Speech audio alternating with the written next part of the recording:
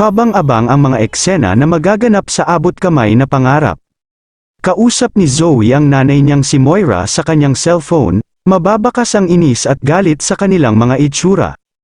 Tanong ni Zoe sa kanyang nanay na si Moira, di ba na si Moira ang tumulak kay Doc Robert sa hagdan? Ang dahilan naman ni Moira ay para itago ang sekreto ni Zoe na hindi siya anak ni Doc Robert.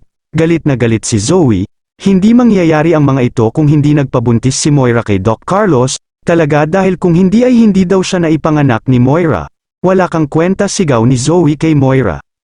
Hikahos naman na papunta si Doc Annalyn sa kanyang nanay na si Lyneth. Dito sinabi niya na narinig niyang kausap ni Zoe si Moira sa cellphone nito.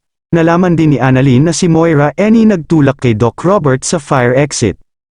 Gulat na gulat si Lyneth sa nalaman niya kay Annalyn, pati ang kanyang mga kasama. Umiiyak naman si Zoe sa harap ni Doc Robert, na kung maaari ay pakinggan nito ang kanyang paliwanag. Biglang umeksena si Annalyn at kinumprante si Zoe na tigil-tigilan nito ang pagdadrama dahil walang mangyayari sa pag-iiyak nito.